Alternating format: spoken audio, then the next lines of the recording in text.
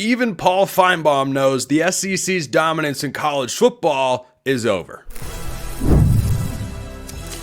You are Locked On College Football with Spencer McLaughlin, your daily podcast on all things college football. Part of the Locked On Podcast Network, your team every day. Welcome, everybody, to another episode of Locked On College Football. I'm your host, Spencer McLaughlin. Thank you so much for making this your first listen or your first view every day, part of the Locked On Podcast Network, your team every day. I've got Stephen Willis here of Locked On Ole Miss. Had to bring on an SEC guy to talk about this downfall of the SEC that even Finebaum is admitting. Penn State has the fifth best odds to win the national championship. Okay, well, that's a thing that's going to happen, and South Carolina to the playoff. I mean, crazier things have happened. So, Stephen Willis, let's talk about this, because Finebaum has been the most pro-SEC guy. When the playoff was starting and the blowouts were happening, he was out there gaslighting everybody. Oh, this wouldn't happen if you put in Alabama. Oh, the SEC. And now, after Ohio State wins the national championship for the second straight season, the Big Ten wins it all. The SEC does not. The SEC wasn't even in the national championship game for the last couple of years. And even the biggest SEC homer out there, who's literally paid to be an SEC homer, is saying, yeah, the Big Ten runs college football now. How do you react to that as an SEC guy? I think he does whatever he needs to say to get clicks, and whatever he feels is going to get him clicks, he's going to do that. It doesn't matter if he's paid by the SEC, because at the end of the day, he's paid by ESPN. So those clicks actually do matter. But I don't think that the Big Ten runs college football. I don't think that the SEC runs college football. What I do think is going on is the era of elite programs are dying. There is not going to be an Alabama 2015 pop-up. There's not going to be an example of this Ohio State team much past this. This is the death throes of the old system. And the example of that is the team that I cover. Who talked about Ole Miss football over 3 years ago? This has been a slow death to the elite club. Ole Miss needed Alabama and Georgia to fall down just as much as everybody else did. And now that that's happening, Ole Miss is on the cusp of making it to the playoffs. So I don't know if the Big Ten runs college football, because they don't, because they have, three really decent teams that's very top heavy and about 16 teams that's very mid to bad. The SEC had about 2 or 3 teams that were good and a bunch of mid to bad teams. It's a lot of the same thing in college football. And isn't that the point of why we started doing this to begin with? Well, what are you referring to as this? The sport or the 12-team playoff? The 12-team playoff, the transfer portal, NIL, all of it, the totality of what's going on in college sports right now is benefiting the fans, because fans have screamed forever, we want parity. And forever, you had about 6 teams that could recruit to the playoff, and they were able to do that. And they had this nice little circular thing, and it was a boys-only club, and nobody could get in there. And now that it's opened up, you have 20, 24 teams or so that can make the playoffs. I think this is all good things. Well, you have 20 or 24 that can make the playoff. I don't think you have 20 or 24 that can win a national championship right now. We don't know that. I think now the name that's on my shirt, beware. And I understand everybody's going to roll their eyes, but if Ole Miss would have made the national championship game into the tournament, got into the playoffs, I wouldn't have been surprised if Ole Miss won the whole thing. They had the they'd have the second best roster in college football. And that's just an example of a team that at that point was 14 or 15 on the list. So we don't know. And also the committee, they have to do a better job of seeding these teams and find a better way to get teams into the tournament. Well, unfortunately, it doesn't appear that that's going to arrive for 2025. We'll be stuck with the same format. That's according to ESPN's Heather Dinich. But I think for the SEC, Stephen, I still look at them and say, this is the best conference. I do, even after this season, even after consecutive years in which they haven't won the national championship. The difference, though, is the level of benefit of the doubt that I provide to the SEC when assessing or discussing college football teams or matchups or who should be here, who should be there. It's not the same. It's not the same. I still look at a 9-3 SEC and think it's comparable to a 10-2 Big 12, but I don't think that the gap is as big as it used to be. And I think we saw that play out over the course of the entire season, in the non-conference slate, in bowl season, in the playoff. I think that we have a full season of data points there. But here's the other side of the coin that I can't get out of my head, Stephen, is that I don't expect the SEC to just suddenly become average, to just become okay. You still have a bunch of programs with a bunch of talent and a bunch of high-level investment, and a bunch of great coaches and a bunch of money. But this has been a new phase of college football, and they're adapting to, or adjusting. Adjusting is the word. They are adjusting to the new era. I believe they can find their footing again and go on, before the last 2 national championships that were won by the Big Ten, it was 4 straight by the SEC. I believe they can get there again. I just don't believe that I didn't think they were there this season, and I don't believe that it's going to be the same as it was. Now, we don't know what it's going to be, honestly, because if you go back to 2014, Ohio State was also the winner of the first 4-team playoff. So the first 12-team playoff, first 4-team playoffs, and we've all talked about, listen, as an SEC person, we've all heard down here, every time Alabama lost a football game from like 2015 on, oh, the dynasty is dead. The dynasty is dead. But it kept going on and on and on. I think a lot of this is just clickbait stuff. Congratulations for Ohio State. That roster was absolutely fantastic. They got Will Howard going. They won in spite of Ryan Day, which, we're all going to be surprised by that. Or alternatively, Ryan Day is just good. And no, I don't think so. I know that he put on the worst coaching performance of the season against Michigan, but I mean, against Texas, he didn't do well. It is amazing how different that team looked going against team that just drop 8 and played full zone defense versus teams that decided to be a man and play man-to-man defense. Notre Dame said, we're going to go in there and try and go man-to-man defense with those wide receivers. Good luck, buddy. Well, for Ryan Day and Ohio State, they're going to lose a lot after the season. But they could still be really good next year. Wouldn't shock me if they make a title run, but I certainly don't expect them to the way that they did this year. They're going to be at the level like Georgia and all of those. You're going to see them take a step back. The amount of investments there, but it's not going to be at the same level it was. They had a $25 million roster out of the transfer portal last year. I mean, they got their not exclusively. They also paid money to bring guys back and stop them from going to the NFL. Yeah, but their investment and their level of investment was higher. It's also very funny that teams that have a lot of money and high market teams, they always win for reasons other than money. But if a team is not winning, it's always because they're a low payroll team. You notice how that works? Because at the end of the day, this is all about money. So we'll see what happens with Ohio State. They're going to be fine because they're always going to be fine. Ohio State's always going to be good. They're one of the richest teams in the entire country. Michigan's going to be back. Penn State will be fine as soon as Drew Allar graduates. It's just one of those things to where those 3 teams are going to be good year in and year out. In the SEC, it's going to rotate a little bit more. And I think that's where the pride comes from of the Southern fan, and what ticks off the non-SEC component is the fact that it rotates. And because it rotates, we walk around with our chest poked out as like, see what I mean? But it just happens to work that way. You're going to hit on a big-time quarterback. You're going to hit on a big-time playmaker, and that team's going to make a run, and that doesn't really matter what conference you're in. Well, the Big Ten's won 2 in a row. I don't know that we do not want to have a national champion comparison, though. They have won 2 in a row. I will give you that. But haven't the SEC won like 15 out of 20? Yeah. But in the modern era of college football, it's the modern era. In the modern era with NIL and the portal, and things have changed.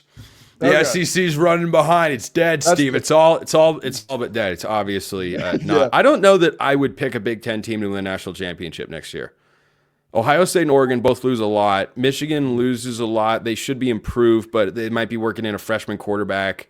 They brought in a transfer from Fresno State, but I don't know. I struggle to think that Penn State, which has got a veteran-laden team, I think they kind of hit their ceiling with that unit this year. They could get there again. I don't know. I think it's a great opportunity for the SEC to claim it next year, but I don't think there's a clear-cut favorite.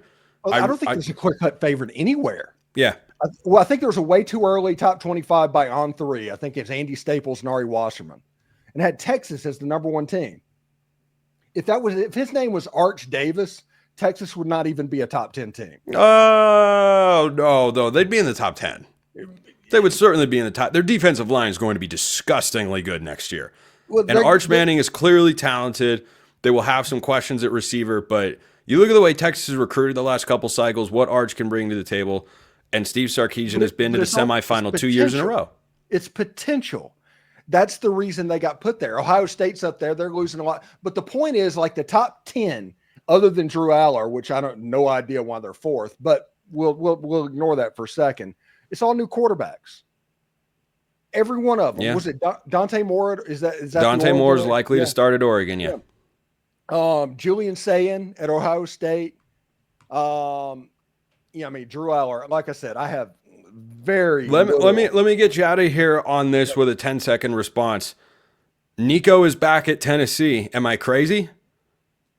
I don't know if back is the right word. It's just a situation. Well, I mean, he's going to be playing quarterback next year, and he was playing quarterback this past year. That's just that's a playoff team with its quarterback who's got more experience now.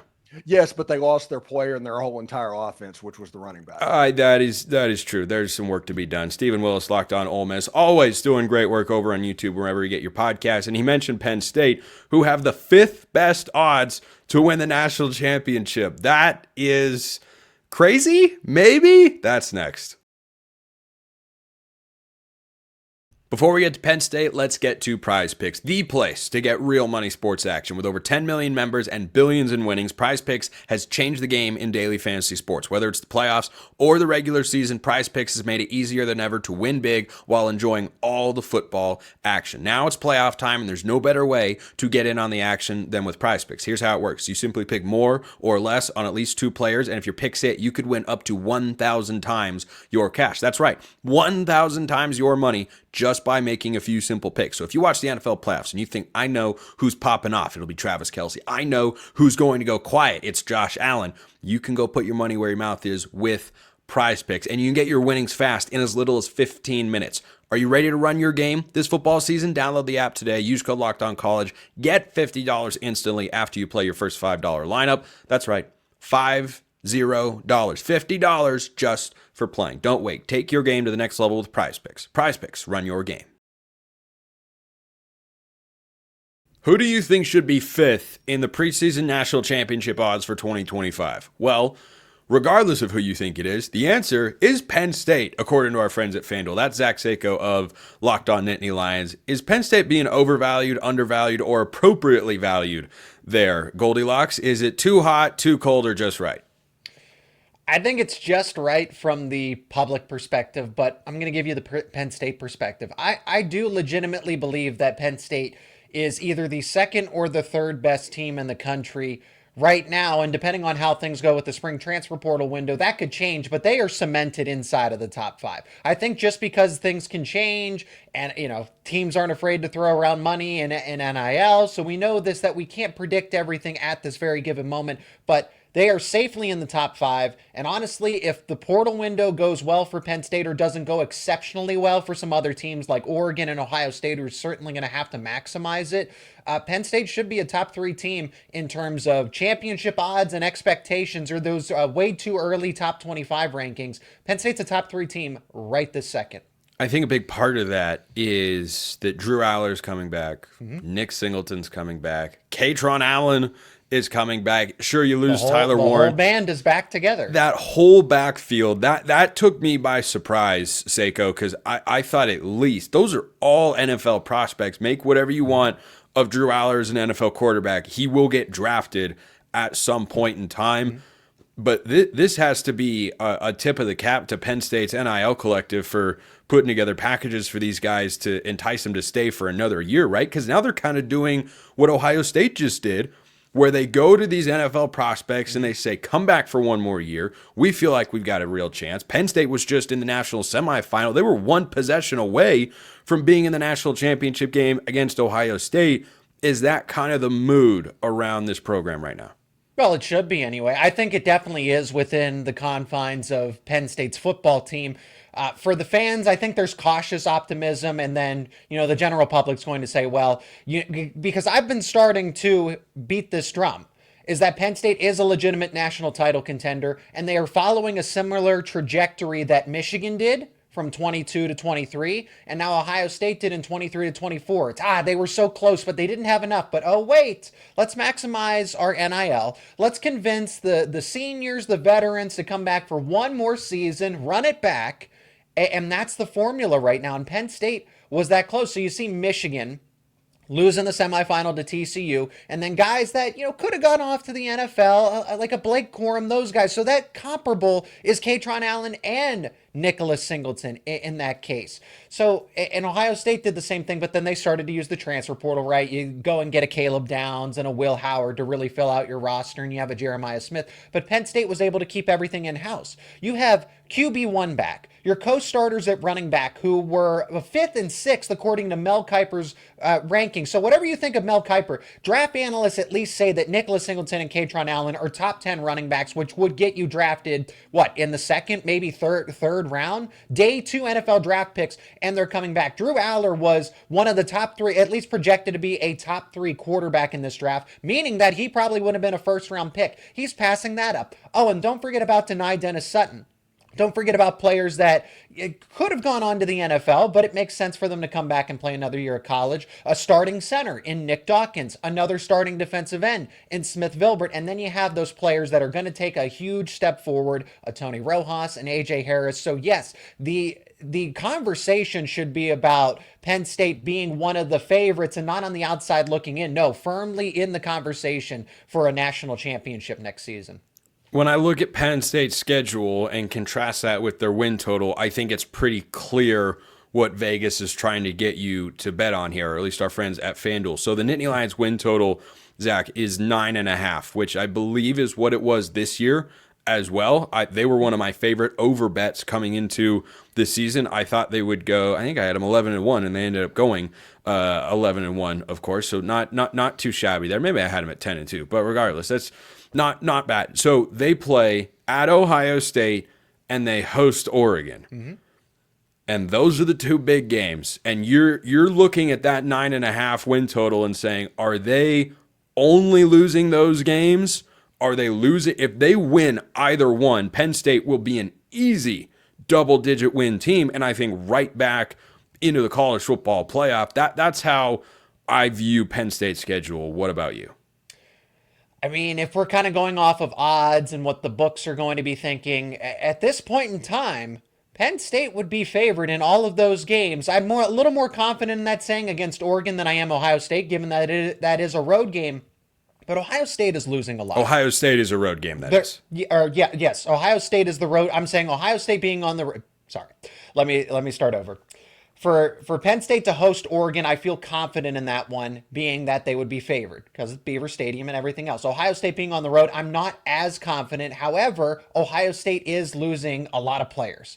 Will Howard, Travion Henderson, Emeka Ibuka, JT Tuimoloau, guys that should have gone off to the NFL the first time around, decided to come back. Denzel Burke. Okay, so they do get Caleb Downs back, but like I said, unless those kinds of teams like Ohio State and Oregon really maximize the transfer portal and the spring portal window, hey, both those teams are breaking in new quarterbacks. Penn State is going to have a third-year starter, fourth-year player at the quarterback position, which is the most important position in football, and the second year in this Andy Kotelnicki offense.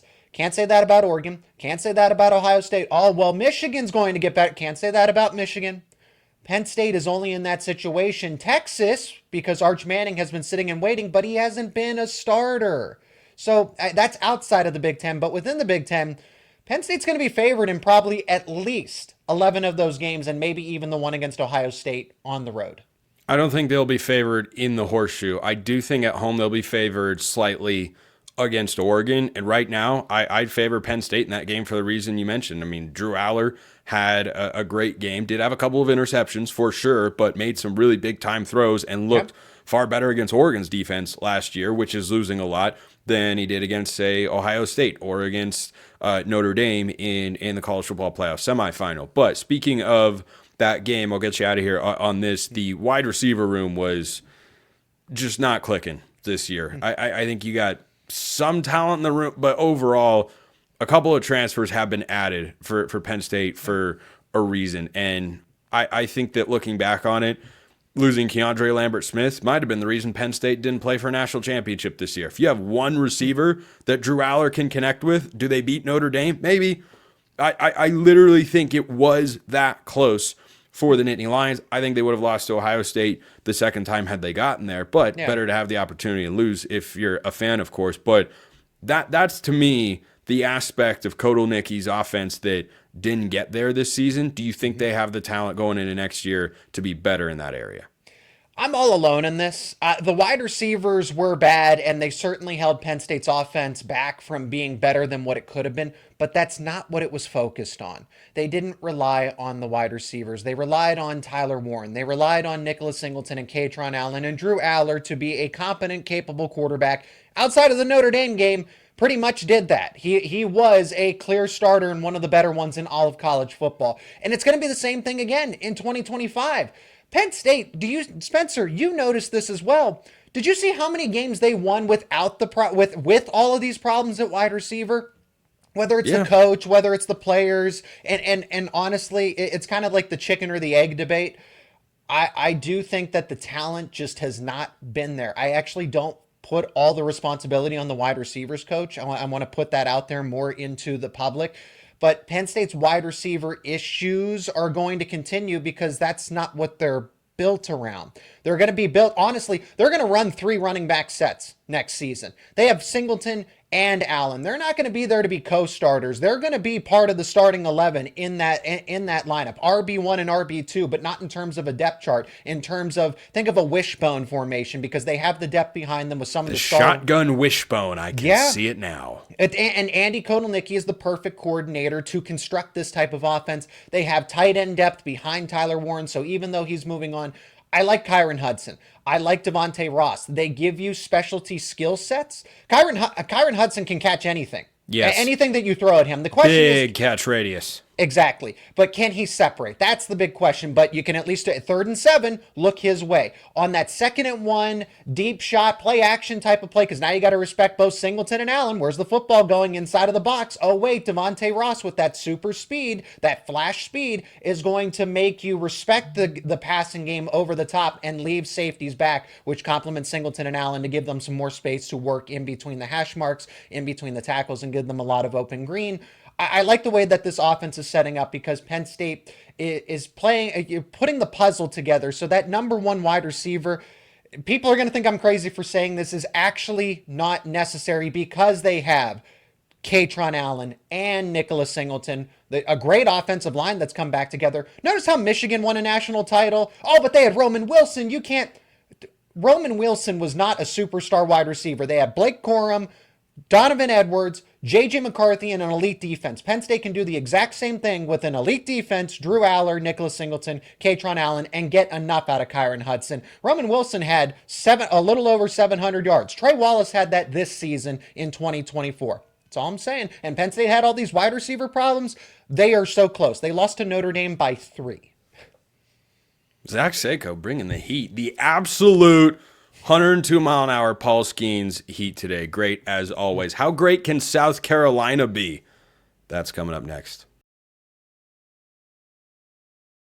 First, a reminder, this episode brought to you by Talkspace. Therapy is a game changer. It can help manage stress, improve sleep, and communicate more effectively. But finding the right therapist and fitting sessions into a busy schedule can be a challenge. That's where Talkspace comes in. If you're a college football fan that was emotionally invested in your team, having the season you've dreamed of since you were a kid, but it didn't work out, maybe checking out a therapist on Talkspace is the place to go. Talkspace, the leading virtual therapy provider, makes getting the help you need easy, accessible, and affordable. With Talkspace, signing up is simple. You can get matched with a licensed therapist who fits your needs within 48 hours, and it's convenient. You can have sessions from the comfort of your own home and even message your therapist between appointments. As a listener to this podcast, you'll get $80 off your first month with Talkspace when you go to Talkspace.com/LockedOnCollege and enter promo code SPACE80. To match with a licensed therapist today, go to Talkspace.com/LockedOnCollege, enter promo code SPACE80 to get $80 off your first month and show your support for the show. That's Talkspace.com/LockedOnCollege, promo code SPACE80.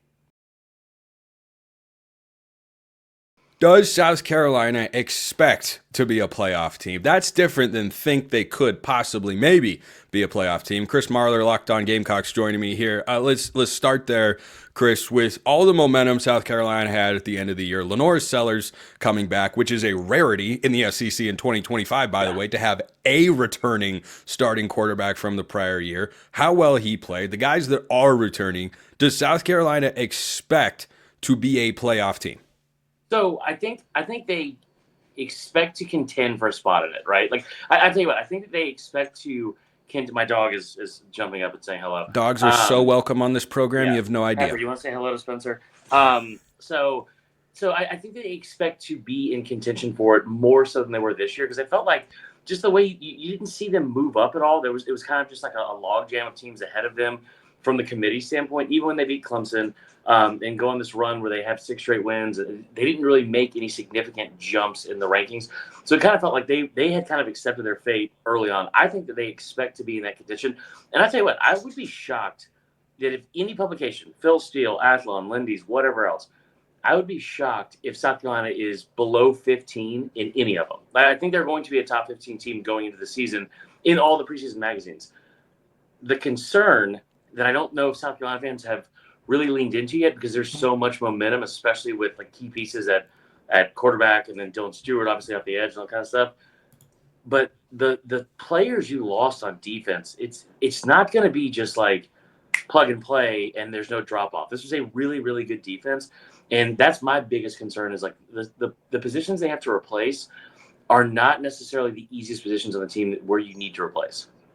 I look at South Carolina and the guys that you've lost that you alluded to, and I say, can LaNorris Sellers make up for that? He's not a defensive player, of course, right, but if your defense takes a step back, can your offense take a step forward? Because this guy was playing at an incredibly high level, and when he first got going, it was, he can run, but can he really throw? Then you start to see him develop that. I think that drive at the end of the game against Clemson has got to be a huge momentum, just confidence boost for him going into next season. That's where I think everyone starts, but there are also investments being made into this team. Dylan Stewart, that's a guy who I imagine everybody and their mother wanted to pull in the transfer portal, and he's coming back to South Carolina because the boosters there said, we want to keep this guy. We understand the importance. So I think Shane Beamer is a capable coach. I like what you have at quarterback, and I think they have enough returning to be good. It may come down to the schedule component and whether or not they can navigate that in a way that, you avoid the bad loss, avoid the game that just stands out as a black spot on the resume. But to your point, Chris, they are tied for 14th with Miami in the national championship odds, according to our friends at FanDuel. So I think the part with LaNorris, I'll get to that in like a second. I think the part you brought up that is most impressive what I've seen from a shift in culture in this program in terms of being taken seriously, because I think a lot of teams outside of the SEC, a lot of fans that are of just college football really like South Carolina.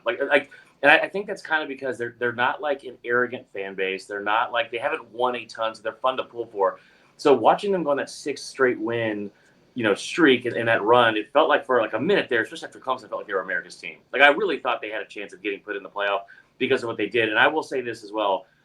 If you switch the logo, even though Bama doesn't have a logo on their helmet, but if you switch the helmet out and you tell me Alabama has a quarterback that goes 19 touchdowns, 4 interceptions in the last 6 games, they beat 4 ranked opponents in their last 6 games, the way they did it, there's no chance that they're leaving that Alabama team out, but that team was South Carolina. So, of course, they got left out. I mean, Bama had a win over Georgia, though, and got left out of the playoff. And as they should have. I'm just saying, I think it's all hypothetical, and it's probably a waste of time to even, to bring up, so I shouldn't have done it. But I do think that Bama, given that resume, that Bama gets the benefit out every time just because it's Bama. Anyway, I think the thing with LaNorris that's so interesting and with Stewart is you look at football as a whole, right? Those are the 2 most important positions besides maybe left tackle on the field. Quarterback, defensive end, left tackle, receiver. What South Carolina did at the start of during the season, and I talked to people behind the scenes, the Stewart things they started working on that deal in the beginning of November, a month before the portal opened. They started working on this deal with Sellers during the first bye week, which is the end of September, before he even really turned it on. I jokingly told some guys on the staff, I was like, probably should have signed him in September because I'm sure that number went way up as it went on. But having the foresight to make sure you're not going to just cross your fingers that they don't enter the portal. Great job by them. The thing that makes it so interesting is he should be able to make up for some deficiencies and a step back on defense. What makes him so great is what he can do with his legs and improvise. And you also don't want him to have to do that. This is an offensive line that's given up 82 sacks combined in the last 2 years. I know you're an Oregon guy. That's almost unfathomable. That's like the last probably 5 or 6 years combined for you guys. That is more than the last 3 years that Oregon has allowed, yeah. Right. So giving up 41 sacks in each of the last 2 years, he's great when he has to improvise. You saw it in the Clemson game. You saw it against Mizzou. Saw it multiple times. But you also lose 93.5% of the snaps in your interior offensive line from guard to guard. Can they replace that up front? And will they need to? Because if he's so good on, if he's so good with his legs and being able to improvise, maybe it's not as big of a issue or concern. But you'd rather just have him be able to drop back, scan a field, have 3.5, 4 seconds to throw, and then find a receiver and see that receiving core grow up as well. I look at South Carolina's schedule, and it feels like a sandwich to me, Chris. At the start, you kind of have a nice light layer of bread. Then you get some New York Cat's Deli level pastrami in the middle, and I mean a heaping amount, because you're talking at Missouri, host Kentucky, at LSU, host Oklahoma, host Bama, at Ole Miss, at Texas A&M, and then Coastal Carolina and Clemson at home. So I don't see a 6 straight wins in there. Obviously, 10 wins gets you into the college football playoff. Do you think South Carolina can take that next step forward with this team? So I do, and I think part of it's because of what we just talked about with Sellers. I think they've recruited well. You got back-to-back top 20 classes, or top 25 classes. You got a top 15 class in the portal. And here's the thing, too. Beamer hasn't really missed in the portal. And I'm not even talking about just guys like Kennard and other players like that, but Demetrius Knight Jr. was a fantastic linebacker for them last year. Like Josh Simon was great at tight end. He is not really Rocket Sanders, obviously. He hasn't really missed in the portal, so I trust their development on that standpoint. The only thing I'll say about this, the schedule is difficult, but the schedule is the schedule with South Carolina because they've constantly played a top 10, top 15 schedule in the SEC, it seems like, every year for the last decade, especially when it was in the SEC East, right? So I don't disagree with you. I think it's a daunting schedule to look at. Bama's their homecoming game, which I love the shade they're inadvertently throwing their way. But none of us thought they were going to rip off 6 straight wins this year. When they were 3-3 leading Tuscaloosa, none of us thought they were going to go 6-0 to close out the year, and they did. So, I think the one bright spot out of all that, besides the optimism, is Shane Beamer in his first 3 years on the road was 2-10 in the SEC. You look at what he's done in road games this year, handled his business at Kentucky by 25 points. They barely lose to Alabama. There's Vanderbilt's like a 21-point win, which let me tell you, as an SEC guy, hey, solid win. Solid win. It's been a while since we've been able to say it, but if you beat Vandy, you have a transitive property to beating the SEC champion Georgia Bulldogs, just like that. Exactly. So I do think it's definitely doable. I think that you have to avoid, like you said, any of the losses that you're not supposed to lose. You cannot have a situation where you slip up at all, because you do need to get to 10 wins. So I'm hoping they can do it. It's daunting for sure, but like you mentioned earlier too, there's not a lot of returning quarterback talent in this league going into next year. It's really just Sellers and Nico. Yeah. Go up and down the conference. Everybody's gone. Yeah. Nussmeier at LSU. Okay, that was a mild oversight on my part. But again, Arch Manning is exciting. Yeah. I haven't seen him start for an entire season. It's amazing that what a last name will do for you. I get mad about mine every day. It's just, I was so close. We had the first 2 letters with the stuff. Sorry. But yeah, I think that they avoid Texas. They avoid Georgia. They got to go to Ole Miss, but it's not like Vaught Hemingway's that daunting of a place to play. And a lot of those teams are breaking in new quarterbacks. So we think Bama's going to be good because we always think they're going to be good. You get them at home. We think LSU's going to be good. But dude, LSU's offensive line, they lost 4 or 5 starters off this year's offensive line, which is the best in program history. You saw Garrett Nussmeier when he's under duress. It's not great. So, if they can just continue to build like they should, they easily could challenge for a spot in the playoff. South Carolina playoff team. Get used to hearing that discussion, everybody. Chris Marler, Locked On Gamecocks. Appreciate it. Appreciate everyone listening. I'll see you next time. And until then, hope you have a wonderful rest of your day.